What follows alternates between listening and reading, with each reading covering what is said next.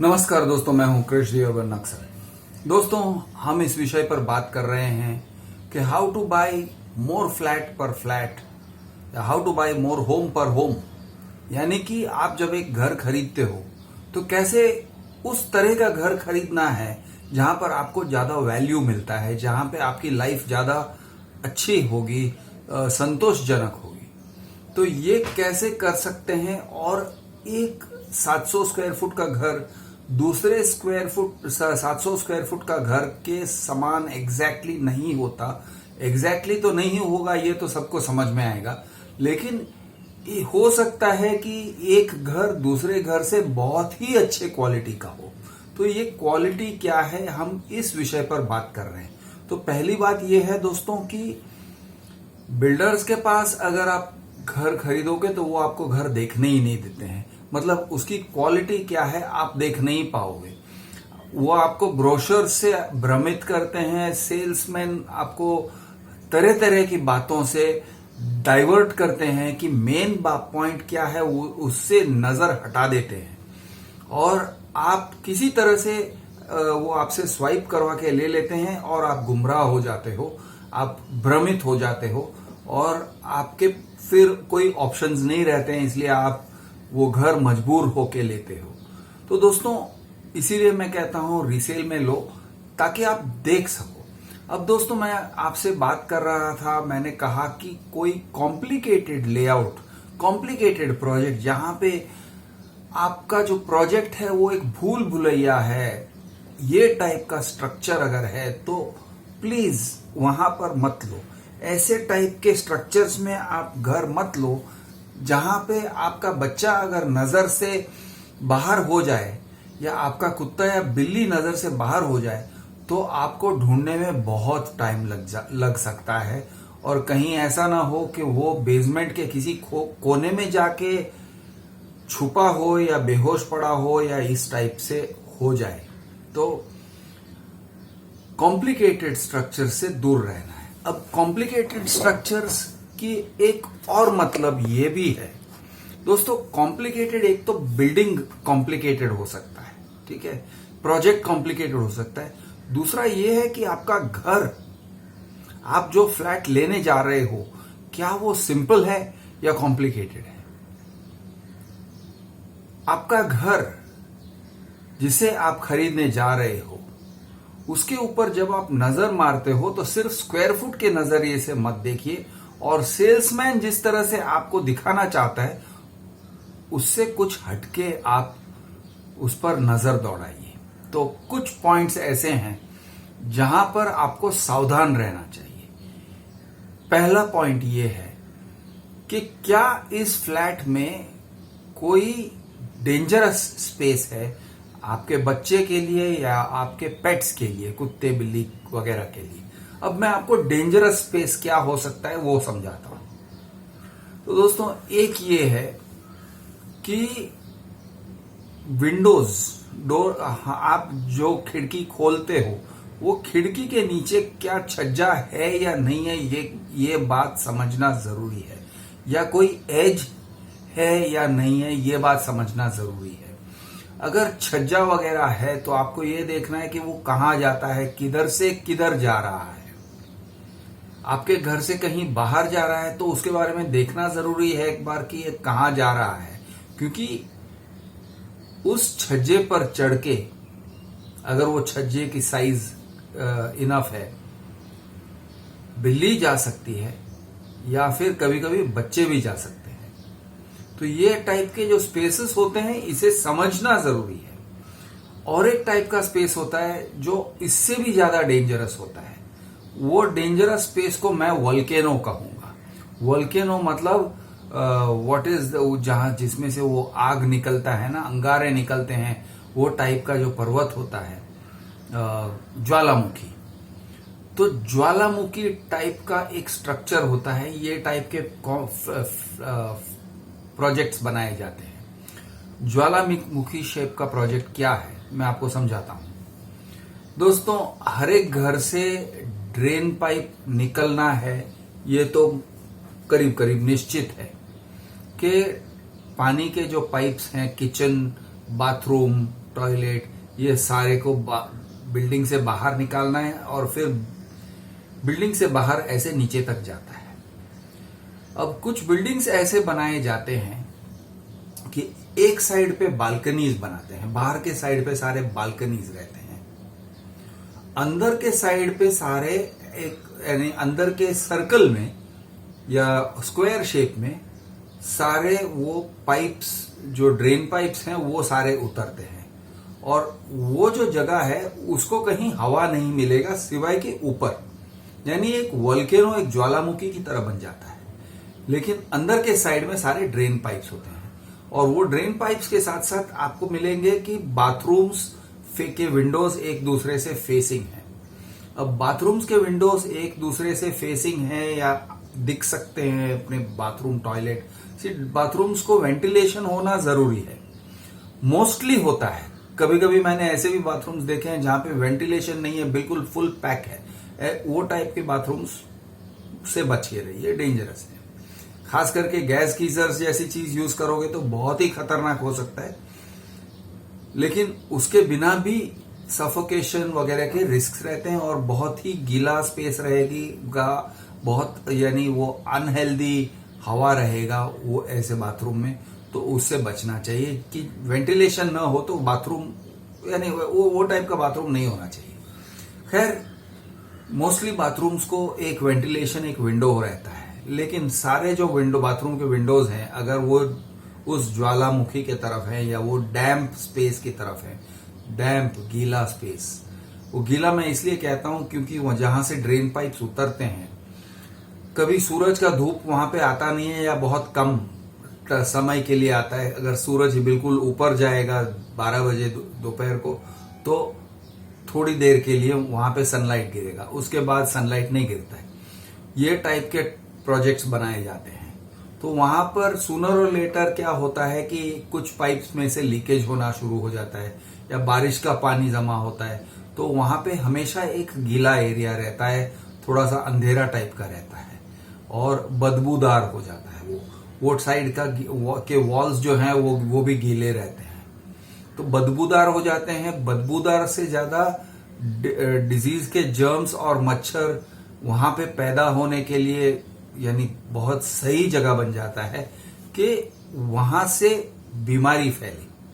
तो वो टाइप के कुछ स्पेसेस रहते हैं कुछ प्रोजेक्ट्स में कि वो गीलेपन और बीमारी फैलाने वाले, डिजीज फैलाने वाले जो ये होते हैं वो हर एक फ्लैट को मिलता है। अब आप कहोगे हाँ लेकिन क्रॉस वेंटिलेशन हो रहा है, इसको क्रॉस वेंटिलेशन नहीं कहते हैं। खास करके वहां से अगर हवा अंदर आएगा तो आपके अंदर बीमारी डाल देगा और आपको पता भी नहीं चलेगा कि हम बीमार क्यों रहते हैं। तो वो टाइप के जो बिल्डिंग्स है मैं कहता हूं कि उसे अवॉइड करना चाहिए। और दूसरा एक बात है कि ये यानी बीमारी की बात को छोड़ भी दो तो वो टाइप के जो स्पेसेस होते हैं वो खतरनाक हो सकते हैं, डेंजरस हो सकते हैं। कैसे?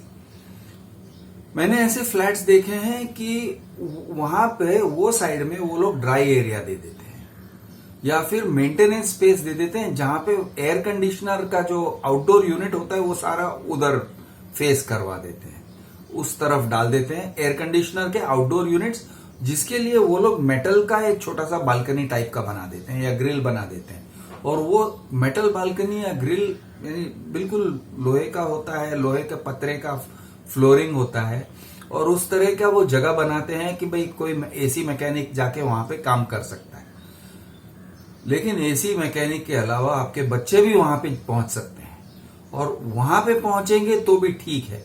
उससे आगे वो क्या करते हैं, ये टाइप का जो ये ज्वालामुखी स्ट्रक्चर में कभी कभी आप देखोगे कि कंक्रीट के हॉरिजॉन्टल स्ट्रक्चर्स रहते हैं, तो वो हॉरिजॉन्टल कंक्रीट कॉलम्स यानी जो बिल्डिंग का जो कॉलम है वो वहां पे ऐसे नंगा घूमता है। उसके ऊपर अगर कोई बच्चा चल के पहुंच गया बीच में, अगर वो सही तरह से चल के आर पार चला गया और सामने वाले के घर में पहुंच गया तो वो एक बात हो जाती है। दूसरी बात यह है कि अगर वो बीच में पहुंच के कुछ हो गया तो वो सीधा नीचे गिरेगा, तो पता नहीं वो 9 माले गिरेगा या 19 माला गिरेगा, वो दैट डिपेंड्स ऑन आपने कितना हाई राइज फ्लैट बुक किया है। तो ये टाइप के जो स्ट्रक्चर्स हैं जहां पे बिल्लियां अगर चली गई तो आप कैसे उसे निकालोगे, यानी आकर्षित करके ही उसे बुलाना पड़ेगा, और कभी कभी वो आते नहीं है। और दूसरा एक डेंजर रहता है कि चोर आपस, यानी ये घर से वो घर तक पहुंच सकते हैं, ये टाइप के स्ट्रक्चर्स रहते हैं। मैं कोशिश कर रहा हूं आपको डिस्क्राइब करने के लिए कि ज्वालामुखी इस टाइप का स्ट्रक्चर हॉलो भी हो सकता है, यानी कि वहां पे कोई हॉरिजॉन्टल कॉलम्स नहीं होंगे, तो वो एक टाइप का रिस्क है। और अगर हो तो भाई बहुत ही डेंजरस है, वो टाइप के स्पेसेस न हो तो बेहतर है। तो उस टाइप के स्पेसेस अगर हैं तो आपको देख लेना चाहिए कि आपके घर में कोई बच्चे नहीं है, पहली बात, क्योंकि बच्चे कभी कभी हाइड एंड सीक खेलने के चक्कर में ऐसी जगह में चले जाएंगे। तो किसी भी आपका अगर ऐसा हाउस होल्ड है कि कोई बच्चा नहीं है तो शायद ये टाइप के घर में रह सकते हो, फिर भी मैं सजेस्ट करूंगा कि न रहे तो बेहतर है। दूसरी बात यह है दोस्तों कि ये टाइप का बड़ा कॉम्प्लिकेटेड लेआउट वाला प्रोजेक्ट जो होता है, एक तो वो कभी कंप्लीट ना होने वाले प्रोजेक्ट्स होते हैं, यानी हाँ उनका कहीं ना कहीं कुछ ना कुछ काम चलते ही रहता है। बिल्डर कभी काम खत्म ही नहीं करता है और कभी जाता ही नहीं है। बिल्डर्स दोस्तों एक बात आप ध्यान में रखिए कि फ्लैट हैंडओवर करने के बाद और पूरे बिल्डिंग में जो भी फ्लैट्स हैं वो सारे फ्लैट के खरीदार को हैंडओवर करने के बाद, पोजीशन देने के बाद, उस बिल्डर को वो बिल्डिंग में नहीं रहना चाहिए, वो बिल्डर को छोड़ के निकल जाना चाहिए। ये उचित है, क्योंकि वो बिल्डर है, ओनर नहीं है। वो बिल्डर है, आपका मालिक नहीं है। लेकिन होता यह है कि कॉम्प्लिकेटेड प्रोजेक्ट्स जहां पे बनाते हैं ना, कहीं से जाना, कहीं से रास्ता, कहीं से पोडियम, कहीं से, यानी इधर से जाएंगे और उधर पहुंचेंगे, वो टाइप के जो प्रोजेक्ट्स रहते हैं, बड़ा कॉम्प्लिकेटेड स्ट्रक्चर बनाते हैं। और बिल्डर ऐसे स्ट्रक्चर को कभी छोड़ के जाता ही नहीं है, क्योंकि वो हमेशा कहता है अरे मेरे वर्कमैन यहां से दूसरे बिल्डिंग को जा रहे हैं, यहां से केबल निकल रहा है, तरह तरह के एक्सक्यूजेस यूज करते हैं। बेसिक बात यह है कि वो कभी छोड़ के जाते नहीं है। तो ऐसे प्रोजेक्ट से बचिए जहां पर बिल्डर सालों साल, 1 साल, 2 साल, 5 साल, 10 साल रहेगा और नहीं जाएगा, और इसी बहाने से रहेगा कि उसका कुछ ना कुछ काम चल रहा है। ऐसे प्रोजेक्ट से बचना बेहतर होगा। ये कॉम्प्लिकेटेड प्रोजेक्ट्स हैं। कॉम्प्लिकेटेड प्रोजेक्ट्स की एक और बात है, जब बिल्डर्स इतने कॉम्प्लिकेटेड प्रोजेक्ट्स बनाते हैं तो कई बार वो कुछ ना कुछ छुपाने के लिए बनाते हैं। तो किस तरह की बातें छुपाते हैं आपसे, और अगर कोई आपसे कोई बात छुपाता है तो आपको तो सावधान रहना चाहिए। आपको ऐसे नहीं सोचना चाहिए कि नहीं नहीं कितना फैंसी स्ट्रक्चर बनाया, अरे कितना हाई क्लास है। वो ये हाई क्लास नहीं है, ये छुपाने वाला स्ट्रक्चर है। तो कैसी चीजें छुपाते हैं, आपको एक एग्जांपल देता हूं। कुछ प्रोजेक्ट्स ऐसे हैं कि उसमें एक एसआरए कंपोनेंट होता है, स्लम रिहैबिलिटेशन का कंपोनेंट होता है, या रीडेवलपमेंट का कंपोनेंट होता है। लेकिन वो इस तरह से टावर बनाते हैं कि रिहैबिलिटेशन के जो बिल्डिंग्स हैं वो पोडियम के लेवल तक आएंगे। पार्किंग पोडियम्स 8 माले के बना देते हैं और रिहैब बिल्डिंग्स 8 माले तक बनाते हैं। तो आपको वो रिहैब बिल्डिंग्स दिखेंगे नहीं, आपकी नजर से दूर रहेंगे। इस तरह से वो बनाते हैं। लेकिन ऐसे करने के लिए वो स्ट्रक्चर जो है बड़ा कॉम्प्लिकेटेड बनाते हैं। आप लोग जो हो, सेल कंपोनेंट जो हो, वो एक लेवल पे रहोगे, एक ऊंचे लेवल पे रहोगे, और जो रिहैब कंपोनेंट है, एसआरए के जो मकान हैं, उनको छुपाने के लिए तरह तरह के पैंतरे बनाते हैं ये लोग। तो गैंगवेज बनाते हैं, रोड ऊपर से जाएगा, नीचे बिल्डिंग, इनके एसआरए के बिल्डिंग्स हैं, यानी आप खड़े रह के रोड के साइड में देखोगे तो आपको दिखेगा। मैं आपको एग्जांपल दे रहा हूं अल्टामोंटे की, ओमकार अल्टामोंटे, जो गोरेगांव मलाड में है, आई थिंक मलाड। तो आप उस जगह को देखोगे तो आप समझ जाओगे कि देखिए एसआरए बिल्डिंग सारे सामने हैं, लेकिन पोडियम उसने उतने हाइट तक खड़ा कर दिया है कि सिर्फ नीचे के फ्लोर्स को एसआरए बिल्डिंग दिखते हैं और ऊपर जो है वो सारे सेल कंपोनेंट है और बड़ा कॉम्प्लिकेटेड स्ट्रक्चर है, यानी उससे बाहर निकलना मतलब एक टाइप का भूल भुलैया है। हाँ, आप अगर वहीं पे रहते हो तो आप जानते हो भूल भुलैया से कैसे निकलना है, ये बात अलग है। लेकिन इस तरह का स्ट्रक्चर, इतना कॉम्प्लिकेटेड जब स्ट्रक्चर होता है तो कुछ ना कुछ बिल्डर छुपा रहा है, कुछ ना कुछ आपको भ्रमित कर रहा है। तो इससे ऐसे प्रोजेक्ट से बचना मैं समझता हूं कि बेहतर है।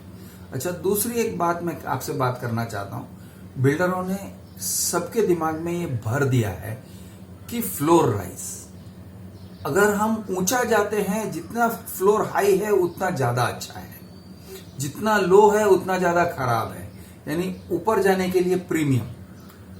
थोड़े हद तक इसमें कुछ तथ्य है। जैसे कि आप फर्स्ट फ्लोर सेकंड फ्लोर पे अगर रहते हो तो हो सकता है कि नीचे ग्राउंड में जो भी आवाज आएगा, गाड़ियां चलेंगी, बसेस चलेंगे, वो कार चलेंगे, वो सब आवाज आपको पहुंचेगा, या लोग नीचे रास्ते पे खड़े रह के बात करेंगे तो भी आपको सुनाई देगा। ठीक है, तो ये एक माइनस पॉइंट हो सकता है। First floor, second floor, third floor, fourth floor, ये माइनस पॉइंट आप गिन सकते हो। लेकिन एक पॉइंट हो जाता है, जैसे कि 10th floor, 15th floor, 20th floor. 10th floor, 15th floor तक शायद ये बात हो भी सकता है कि फ्लोर राइज देना एक तो तथ्य है, हो सकता है, बनता है। लेकिन उससे ज्यादा जब आप ऊपर जाते हो तो बहुत सारी नेगेटिव पॉइंट्स आ जाती है और लोग सोचते नहीं है। नेगेटिव क्या? फर्स्टली नेगेटिव ये है कि दूर दूर के जो आवाजें हैं वो आप तक पहुंचेगी। दूर दूर के हाईवे, यानी हाईवे आपके घर के बाहर या ये टावर के बाहर से गुजरता है तो वो तो आवाज आपको पहुंचना ही पहुंचना है, हाईवे की आवाजें। लेकिन नजदीक की हाईवे की आवाजें तो चलो आपने समझ के लिया है। दूर दूर के रास्ते हैं, उसकी आवाजें पहुंचेंगी। दूर दूर झोपड़पट्टी हैं, उधर से आवाज आएंगी। दूर कहीं शादी हो रही है, चाहे वो यानी वो एक 100 स्क्वायर किलोमीटर, 10 बाई 10 किलोमीटर या 5 बाई 5 किलोमीटर, ओके, 25 किलोमीटर का एक स्क्वायर बना दो कि उधर कुछ भी होता है, ट्रैफिक जैम हुआ तो पै पै पू पू सुनाई देगा, कि कहीं मस्जिद का अजान सुनाई दे रहा है। आपको अजान सुनना अच्छा लगता है तो by all means no problem, लेकिन कहीं इधर का भी आवाज सुनाई दे रहा है, उधर का भी आवाज सुनाई दे रहा है, अजान सुनाई दे रहा है, ट्रैफिक आवाज सुनाई दे रहा है, दूर कहीं ट्रेन जा रहा है उसका आवाज सुनाई दे रहा है, तो ये सब, और एक कांस्टेंट नॉइस लेवल रहता है। रात भर ट्रेन चलती है, रात भर ट्रक्स चलते हैं हाईवे पे, तो ये टाइप के नॉइसी फ्लैट्स रहते हैं। अब ये टाइप के नॉइसी फ्लैट्स आप न लें तो आपके तबीयत के लिए बेहतर है। होता यह है कि किसी तरह से ये सेल्स वाले आपको आकर्षित कर देते हैं, लोगों को आकर्षित करते हैं कि देखो ये कितना हाई राइज है, कितना ब्यूटीफुल है, देखो नजारा, देखो नीचे चिड़िया और ये बर्ड सारे नीचे उड़ रहे हैं, हम 75th फ्लोर पे खड़े हैं, हम 85th फ्लोर पे खड़े हैं, ये टाइप से वो भ्रमित करते हैं। लोग होते भी हैं। लेकिन आप अगर बहुत ही हाई राइज में जा रहे हो, गगनचुंबी हाई राइज में जा रहे हो, 50 फ्लोर 70 फ्लोर, वो भी आप ऊपर जा रहे हो, तो प्रॉब्लम्स हैं। प्रॉब्लम्स को आप समझिए। एक तो दूर दूर की आवाजें आपको सुनाई देगी, रात भर सुनाएगी कि दिन भर सुनाई देगी, मोस्ट ऑफ द टाइम। हर एक फ्लैट में ये ऐसे नहीं कहता हूं, लेकिन बहुत सारे ऐसे फ्लैट्स हैं जहां पे ये बहुत नॉइसी होगी। ये पहली बात है। दूसरी बात ये है, ये टाइप की गगनचुंबी, इसमें आपको थोड़ा सा इमेजिनेशन की जरूरत है। हाई स्पीड लिफ्ट होने के बावजूद कभी कभी आपको लिफ्ट के लिए वेट करना पड़ता है, तो आप जितने हाई में रहते हो उतना आपको ज्यादा वेट करना पड़ेगा और आपके पास ऑल्टरनेटिव नहीं है, आपके पास सॉल्यूशन नहीं है। अगर लिफ्ट आपके पास पहुंचने में 1 घंटा लगाएगा तो आप 1 घंटे के लिए वेट करोगे, क्योंकि आप 75 फ्लोर्स नीचे नहीं उतरना चाहते हो और ऊपर चढ़ने का तो सवाल ही नहीं है। तो मेरा एक सजेशन है कि आप उस टाइप से कोई एक फ्लोर चूज करो, जैसे कि 7th floor, 10th floor, 15th floor, 20th floor, कि भाई चलो एक बार लिफ्ट नहीं मिला तो मैं नीचे उतर के जा सकता हूं। ठीक है, मुझे 10 मिनट लगेंगे, लेकिन मैं जा सकता हूं। मुझे मेरे पास वो आजादी है, या ऊपर भी जाने के लिए आजादी है कि चलो ठीक है यार, चढ़ लेंगे, 15 माला चढ़ लेंगे एक बार। लिफ्ट बंद रहा, हर एक लिफ्ट बंद है। क्यों बंद है? अरे कोई कारण हो गया, ब्रेकडाउन हो गया, सभी लिफ्ट ब्रेकडाउन हो गए, तो एक बार आप जा सकते हो। आपके पास वो आजादी होगी, तो वो आजादी इंपॉर्टेंट है। आप 75th फ्लोर 85th फ्लोर पे रहोगे, वहां से उतरोगे कैसे? नहीं उतर पाओगे, और फिर वो झक मार के वेट करना पड़ेगा। लिफ्ट आता है 10 मिनट में, लिफ्ट आता है 15 मिनट में, आप वेट कर रहे हो, तो आपका जो क्वालिटी ऑफ लाइफ है वो इससे सफर होता है। तो ये टाइप के जो प्रोजेक्ट्स हैं जहां पे कॉम्प्लिकेटेड भी है, हाइट भी है, इधर या तो अवॉइड करो या कम से कम नीचे के फ्लैट्स लो। और हमेशा मैं ये कहता हूं कि ये आप इन्वेस्टर या एक्चुअल यूजर से लोगे तो आप देख के ले सकोगे कि आप क्या खरीद रहे हो, एक बार समझ के ले सकोगे। नहीं तो आप आंख बंद करके ले रहे हो, अंधे की तरह ले रहे हो, पैसे दे रहे हो, और बाद में पता चलता है कि आप लिफ्ट के बाहर रोज 15 मिनट खड़े रहते हो और फिर परेशान होते हो, अरे ये लिफ्ट आता क्यों नहीं है, आता है तो यहाँ पे रुकता क्यों नहीं है। मैं 55th फ्लोर पे हूं, ऊपर के 20 फ्लोर से वो नीचे चले जाते हैं, फिर वो ऊपर चले जाते हैं, और हम हमारे फ्लोर पे रुकते नहीं है, क्या करें। तो ये टाइप की समस्याएं न हो, इसलिए पहले से थोड़ा सा सोच के रखो। और जैसे मैंने कहा, बहुत ही अगर हाई राइज है, बहुत ही कॉम्प्लिकेटेड प्रोजेक्ट है, बहुत ही जाइगेंटिक, बहुत ही एम्बिशियस, एकदम स्पेसेज, आपको लगेगा 21वीं सदी हमारे घर के अंदर आ गया, वो टाइप के अगर हैं, तो मेरा मानना है, मेरी राय है कि आप न लोगे तो ज्यादा सुखी रहोगे। ये टाइप के फ्लैट्स, सिंपल फ्लैट्स ले लो जहां पे बनावट, बिल्डिंग का बनावट, प्रोजेक्ट का बनावट सिंपल है, आपके दिमाग में समाता है, आप समझ सकते हो। ये बात बहुत ही जरूरी है दोस्तों। ऐसे कई सारी बातें हैं जो हम देखते हैं तो समझते हैं, इसीलिए देख के लेना जरूरी है। फ्लैट का सिर्फ एक ब्रोशर देख के लेना, या प्रेजेंटेशन देख के लेना, या सेल्स वालों की बातों पर में आके लेना गलत है। ऐसे नहीं करना चाहिए। मैं हूं आपका दोस्त कृष द अर्बन नक्सल। जय हिंद, जय महाराष्ट्र, जय जवान, जय किसान।